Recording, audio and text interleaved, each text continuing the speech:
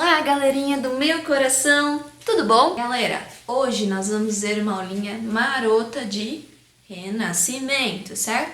Você lembra que na aula passada a gente viu humanismo, né? E a gente estava falando um pouquinho de bifrontismo, né? O que era esse bifrontismo? Era a ponte entre a Idade Média para o Renascimento, certo? Então a gente estava aí nesse momento bifronte. Agora a gente chega no Renascimento, tá? Então a gente estava ali num período de transição e agora nós estamos num período de concretização, certo? Então aqui nós estamos no Renascimento, tá? Momento muito importante historicamente, tá? Não só relacionado à história mesmo, mas é relacionado ao desenvolvimento cultural e artístico. Nós estamos aí no século XIV e XV, tá? E a gente vai ver um pouquinho o que é o Renascimento, tá? E como ele influenciou as obras de arte, tá? E, consequentemente, né, como a nossa aula é literatura, as obras literárias. Tudo bem? Fica ligadinho aí e vamos lá. O Renascimento foi um movimento artístico e cultural que veio para romper com aquela ideia da Idade Média. Lembra qual que era a ideia da Idade Média, né? Teocentrismo, então Deus como centro do mundo, e tudo era feito a partir desse pensamento, né? O que acontece no Renascimento? O Renascimento vem para instaurar essa ideia de laico, né? O que é a ideia do laico, né?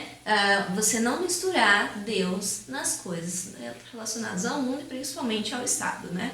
Então, o Renascimento é justamente eu quebrar com essa ideia de teocentrismo e conceitualizar, concretizar o antropocentrismo, tudo bem? Então nós estamos aí nessa época de concretização, fundamentação do bifrontismo. Agora nós estamos concretizados. Então o pensamento aqui é o homem como centro do mundo, como centro do universo. Tudo bem? Belezinha?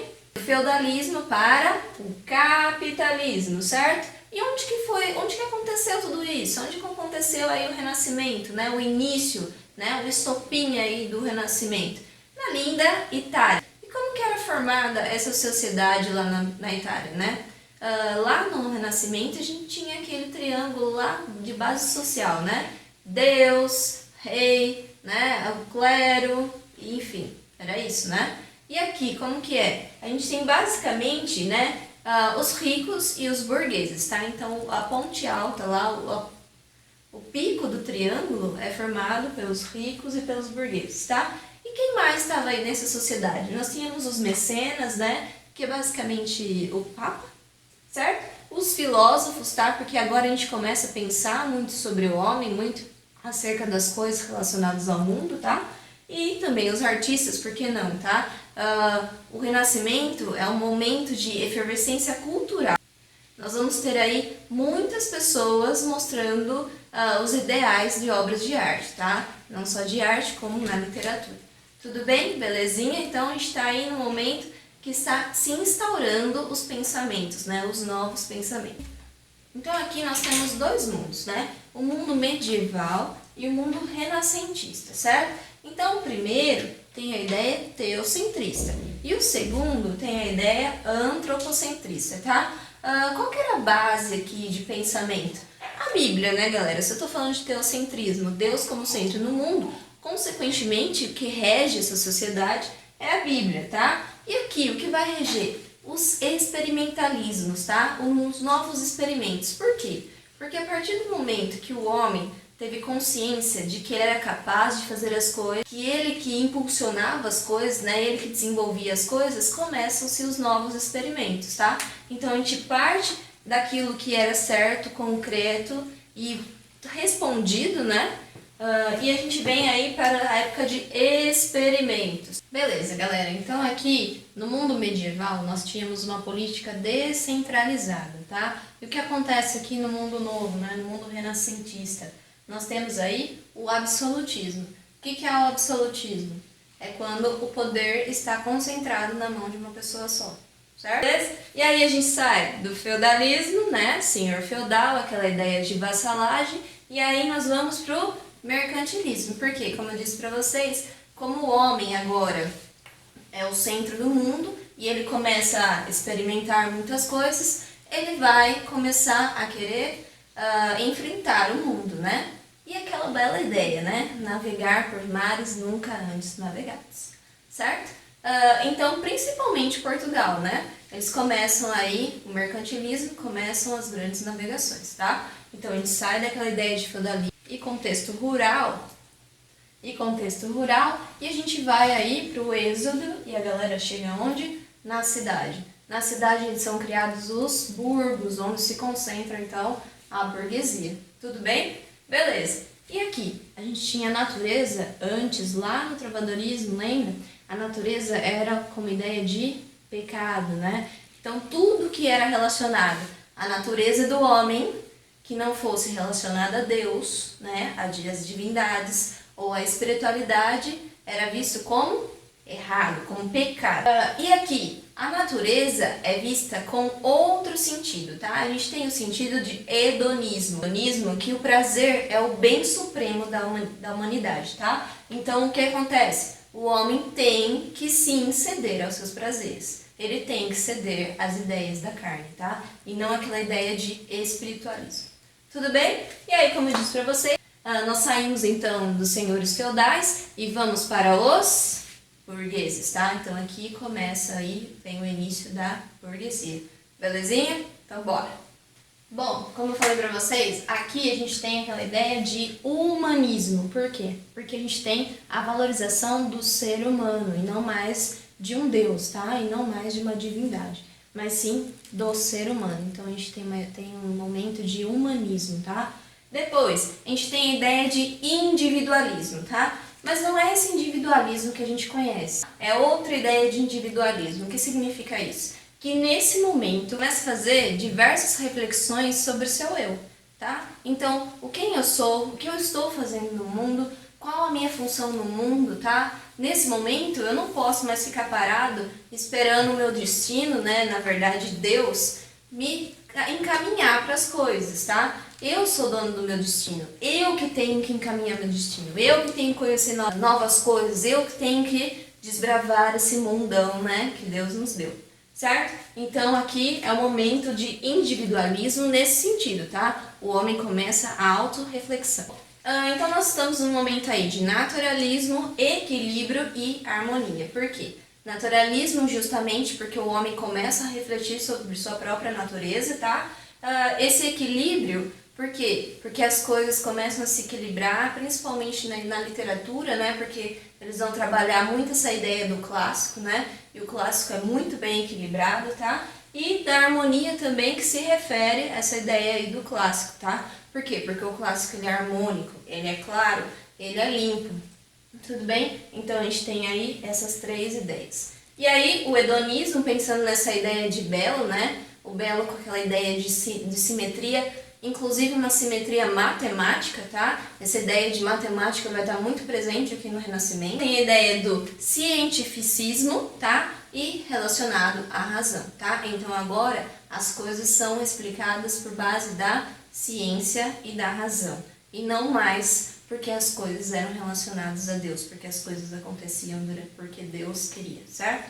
Então a gente tem a ideia da ciência explicando, e aí a gente começa a ter filosofia, tá? Os filósofos pensando muitas coisas, tá? E a ciência também vem vindo à tona, tudo bem?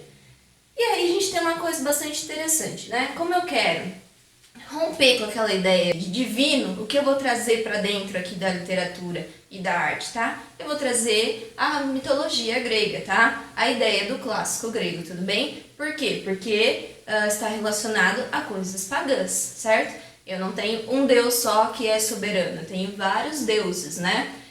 Eu tenho as relações carnais, né, na mitologia. Eu tenho coisas que são bastante pagãs, né, que não se relacionam de forma alguma com a Bíblia, né? Então por isso que eu trago aí a mitologia para dentro aí da literatura e da obra de arte em si. Pessoal, então no Renascimento a gente tem algumas fases, tá? A primeira fase é chamada de Trecento, lá no século XIV, tudo bem? E quais são as ideias então dessa primeira fase, né? A gente está aí nesse período, né, de concretização das ideias antropocêntricas, né? E aí a gente tem algumas obras que marcam essa fase, tá? A primeira obra que a gente tem, né, eu acho que é uma das obras mais conhecidas no mundo, né, é a Divina Comédia de Dante, né? A Divina Comédia é um dos livros mais conhecidos do mundo, né? A gente tem ele como um cânone literário, né? O que é um cânone literário? É um livro que tem grande importância na estética literária, tudo bem? Então a gente tem aí a Divina Comédia, um livro de Dante Alighieri, tá?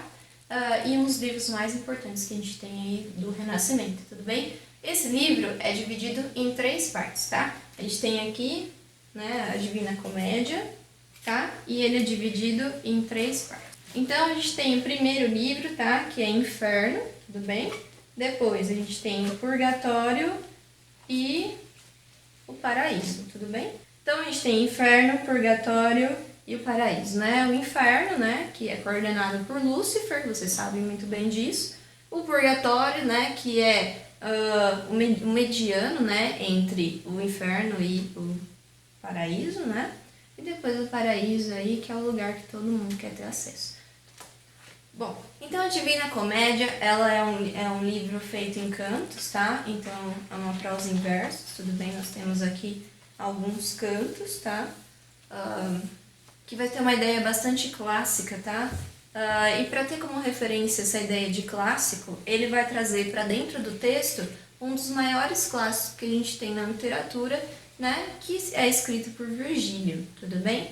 Bom, então a Divina Comédia é um livro escrito em cantos, tá? Então é um livro escrito em versos, tá? Que é formado por tercetos. Cada terceto desse aqui é formado por versos decassílabos, tá? O que são os versos decassílabos? Aqueles versos que têm 10 sílabas poéticas, tá?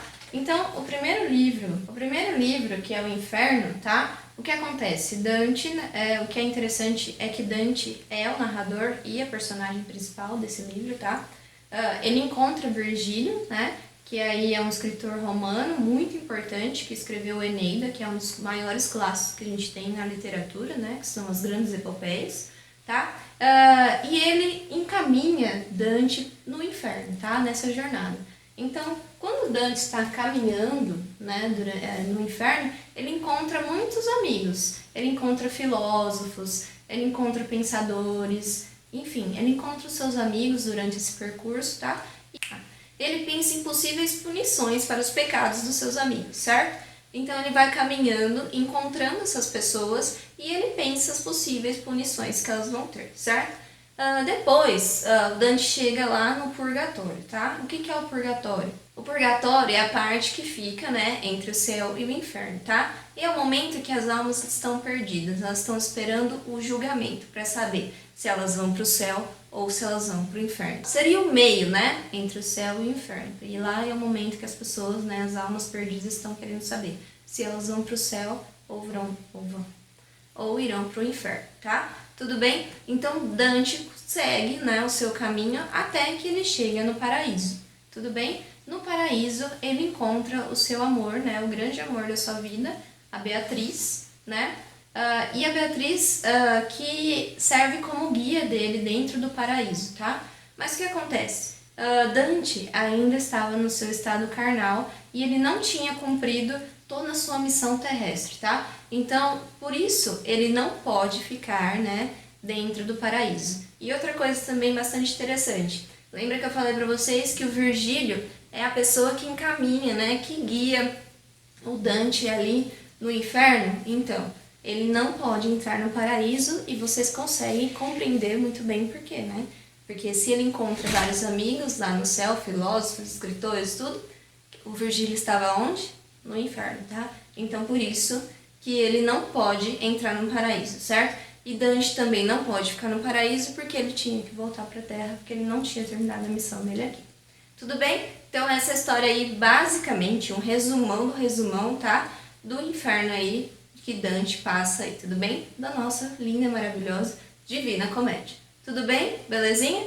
Bom, depois a gente tem, então, o Petrarca, tá? E o Petrarca escreveu a Lírica dos Cancioneiros. É interessante do Petrarca que ele vai trazer aquela ideia do soneto. Vocês já viram muitas vezes o soneto, né? Principalmente falando de Camões, né? Então, o Petrarca é uma das pessoas que vai pensar na estrutura do poema, né? e vai deixá-la redondinha, vamos dizer assim, tá? E é bastante interessante o modo como que ele vai trabalhar esses poemas, tá? Ele vai trabalhar sobre amor de uma forma muito diferente do que foi trabalhado até então, tá? Vai explorar muito a ideia de natureza, tudo bem? Então, gente, o Petrarca, ele é um poeta lírico, tá? E ele vai trazer um lirismo muito diferente aí dos outros poetas. Por quê? Primeira coisa, a lírica do cancioneiro, ela é dedicada à sua musa inspiradora Laura, tá? Então, todo o cancioneiro é baseado na vida e na morte da Laura, tá? E o que ele vai trazer? Ele vai trazer uma nova visão aí desse amor. Até então, a gente tinha a ideia desse amor cortês ali do trovadorismo, certo? Aqui, ele traz uma nova visão do amor, tudo bem? E essa visão de amor vai ser muito explorada aí por vários outros renascentistas e vários outros aí que virão, né? Que vão seguir o Petrarca, tudo bem? Então, ele é bastante importante porque ele traz essa inovação nas relações amorosas aí. E ele também vai ser inovador porque dentro do seu texto ele vai trazer toda a sua experiência aí, tá? Todo o seu experiencialismo de vida, tá? Tudo bem? E por último a gente tem aí o Decamerão do Boccaccio, tá? Galera, Decamerão do Boccaccio é um livro interessante, principalmente pra gente falar aí agora nesse momento, tá? Por quê? Porque é um livro que vai contar a história de 10 jovens, tá? 7 mulheres e 3 homens, que basicamente estão fugindo da peste negra da Espanha, tá? E aí eles fogem ali do lugar que eles estão, tá? E eles ficam numa casa, essas 10 pessoas, tudo bem? É bastante interessante essas relações, por quê? Porque até então a gente tinha essa ideia de amor cortês, né? Que não existiria aí amor carnal, né?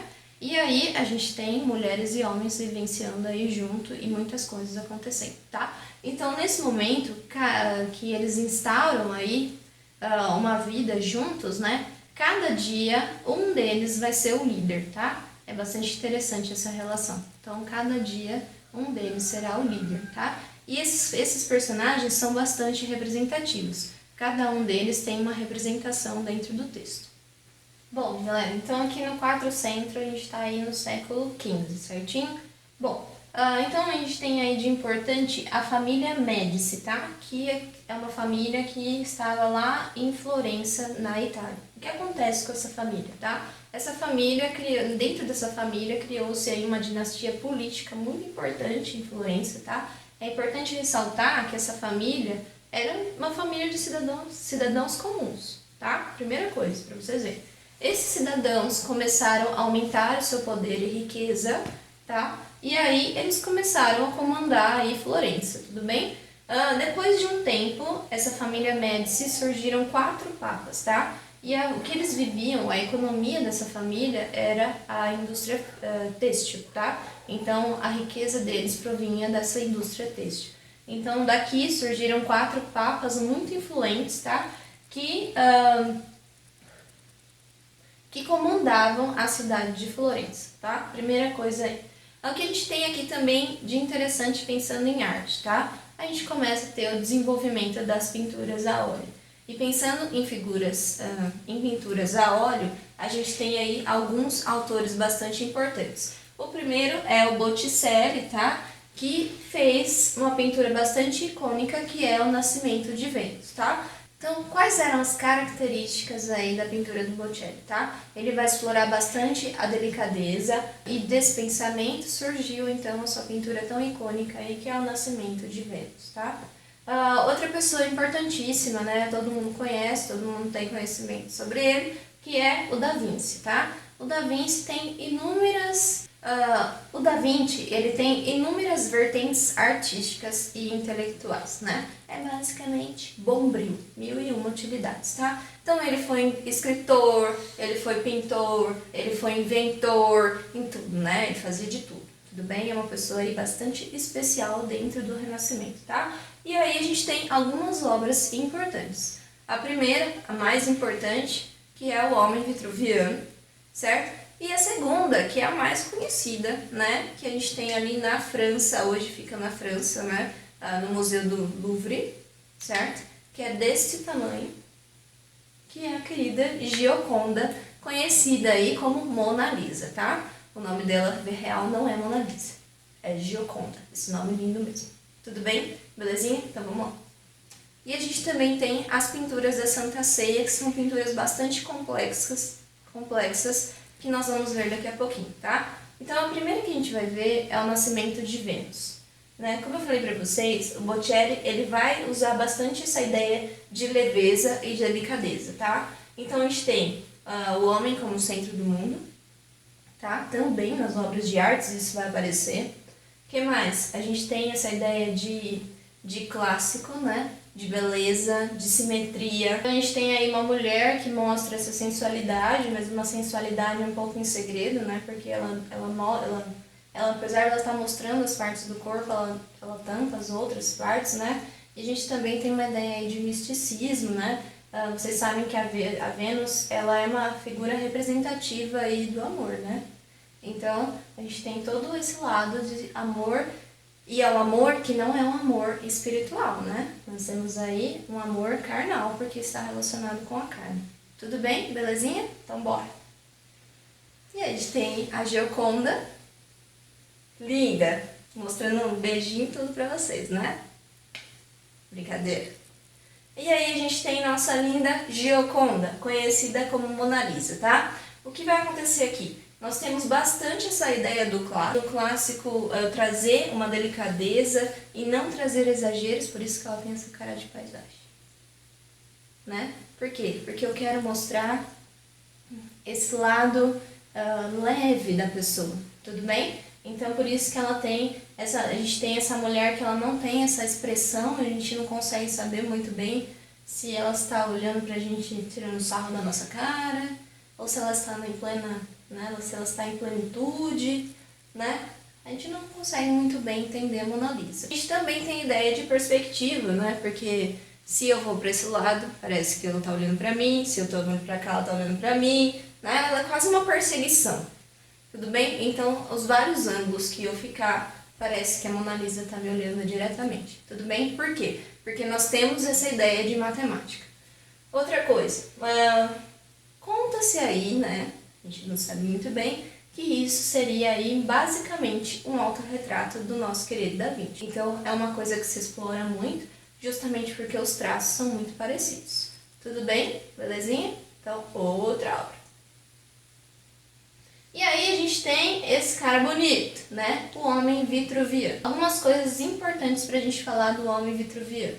Primeiro, o homem vitruviano foi uma pintura do Da Vinci também, que vai explorar bastante as ideias de Vitrúvio, que é um arquiteto aí bastante importante que veio aí antes do Da Vinci. E o Vitrúvio falava que a simetria do homem tinha que ser perfeita, e para ser perfeita ele deveria, quando estivesse de pernas abertas e de braços abertos, se encaixar ou dentro de um quadrado perfeito ou dentro de um círculo perfeito, certo? Como se basicamente eu colocasse um compasso aqui no meio do homem e circulasse esse homem e ele coubesse perfeitamente dentro ou do quadrado ou do círculo. Tudo bem? Então, essa ideia aí que o Da Vinci passa para dentro da sua obra. Para quê? Para mostrar essa ideia de simetria, para eu mostrar a ideia de engenharia e para eu te mostrar também que dentro da pintura eu posso ter matemática. Então todas as ideias vão basear-se nas lógicas. Apesar de ser uma obra de arte, ela é uma obra de arte que é baseada totalmente na matemática, certo? Então a gente tem aí a figura do homem vitruviano que representa, né, esse humanismo, o homem como centro, né? O centro do universo aqui é o homem, né? Basicamente, eu vou mostrar essa essência e esse individualismo do eu. Tudo bem? E nós temos, por último, né? Essa imagem aí, que é a Santa Ceia, né? Basicamente, a avó de alguém com certeza tem essa imagem, né? Que tem muitos detalhes, tem uma riqueza de detalhes. E tem uma verossimilhança bastante grande, né? O que é essa verossimilhança? É eu tratar dentro da obra de arte ou dentro da literatura, né, o mais próximo possível da realidade. A mímese, trazer essa representação o mais possível da realidade. Então a gente tem aqui a Santa Ceia, né, que é o momento em que Cristo divide o pão, né? e aí junto aos seus discípulos, pensando sempre nessa ideia de leveza e de perfeição que tem, né, as pinturas clássicas. Bom, e aí a gente tem uma terceira fase, que é o Cinquecento, né, lá no século XVI, tudo bem? É um momento em que os papas vão ser muito influentes, e nós chamamos de mecenas, e aqui os papas já começam a ter poder lá em Roma. Depois, a gente tem algumas obras que são bastante importantes.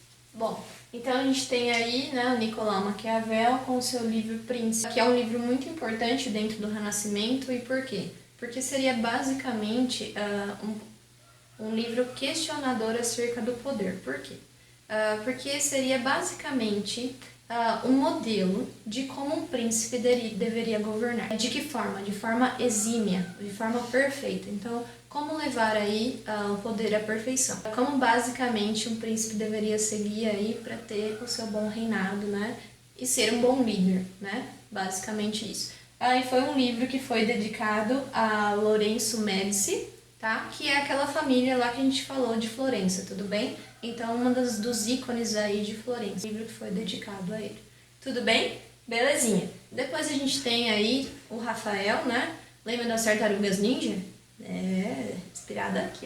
Então a gente tem Rafael com a Sagrada Família, que é uma obra bastante icônica aí. E depois o Michelangelo, né? Que fez Moisés, fez Davi, né? Que é uma escultura, tudo bem? E os afrescos da Capela Sistina, tudo bem? E a gente vai ver algumas coisinhas aí. A primeira obra que a gente tem, então, é a obra do Rafael, né? Que é a Sagrada Família, que é basicamente Maria, José e Jesus Cristo. Lembrando dessa ideia de simetria, olha só que o homem cabe dentro de um próprio círculo, tudo bem? Essa ideia de perfeição, de verossimilhança, né? De tratar a mímese o mais próximo da realidade possível, sempre explorando essa ideia do clássico. A ideia de uma obra limpa e clara. Por quê? Porque o objetivo dela está muito claro aí, né? Não tem nenhuma coisa pra gente analisar, não tem nada abstrato. Ela justamente passa a sua mensagem aí rapidinho. Você bate o olho e já consegue compreender a mensagem da obra. Tudo bem? E aí a gente vai pro famoso Davi.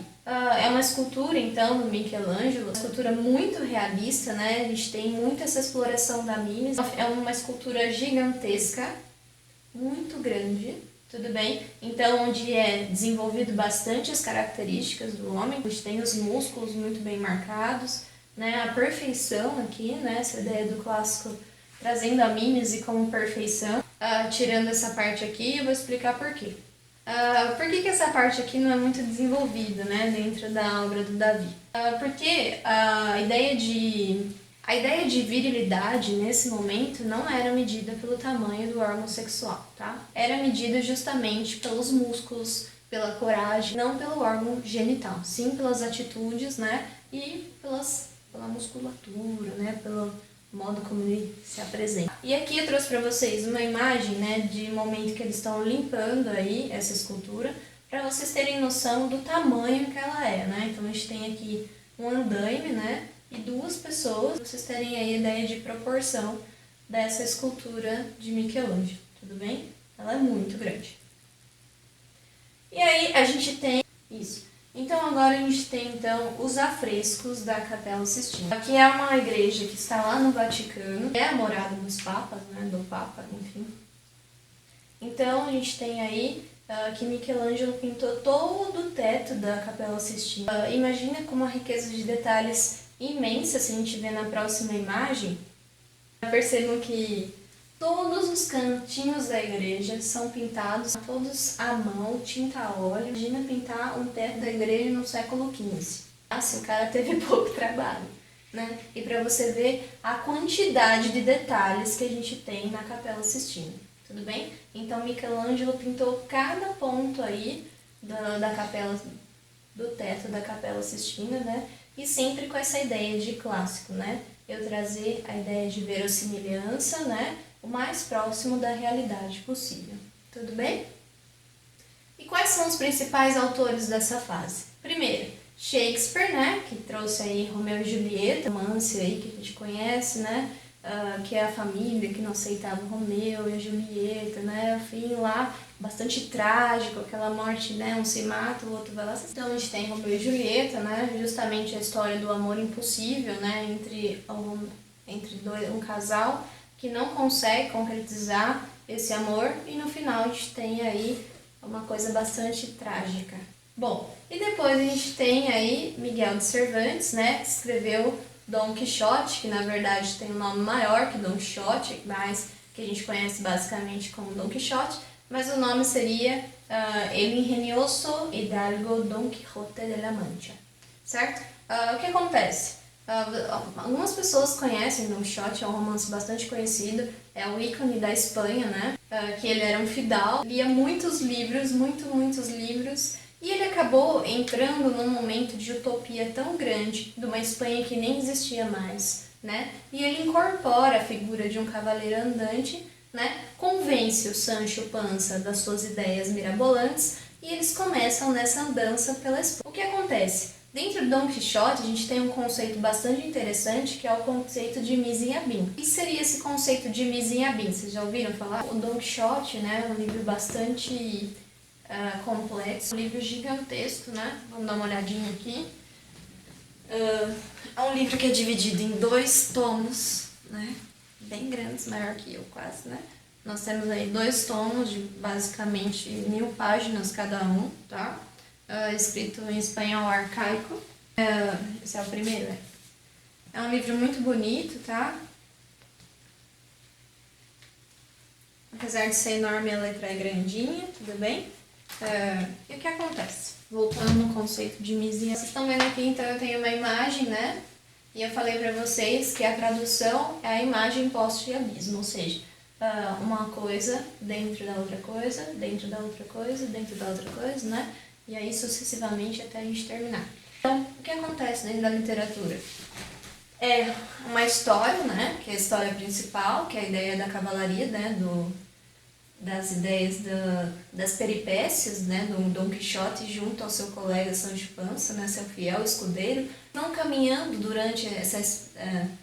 que vão caminhando nessa Espanha utópica, né, nessa Espanha que o Dom Quixote ele deslumbra ter, né, vão tendo aí suas peripécias, né, lutando com os moinhos de vento, acabando com os barris de vinho, achando que era um monstro que exalava sangue. E quando eles vão caminhando, eles vão conhecendo muitas pessoas dentro dessa andança. O que acontece?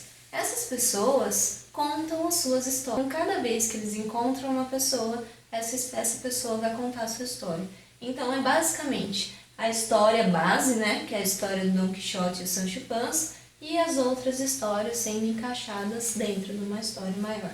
Então, esse que é o conceito de mise en abîme, que acontece aí no Dom Quixote.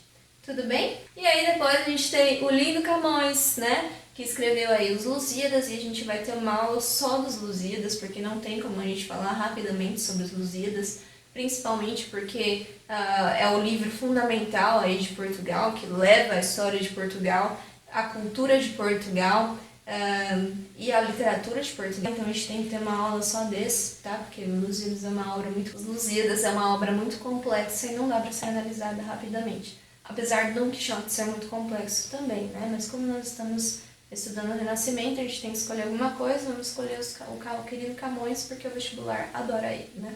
Tudo bem? Então bora? E aí, para eu terminar nossa aula, deixo aí uma frasezinha bastante icônica do Dom Quixote, né? Que é a seguinte: cambiar el mundo, amigo Sancho, no es locura ni utopia, sino justicia. O que significa isso? Então, mudar o mundo não é uma questão de utopia, é uma questão de justiça. Aí era a ideia de Dom Quixote, a filosofia dele, né? Porque ele foi lutar. Ele lutava por justiça, por uma França hoje, por uma Espanha que deveria existir ainda e que não existe mais, certo? Tudo bem? Belezinha? Então hoje nós terminamos essa aula gigantesca de Renascimento. Beijinhos no coração e até a próxima aula!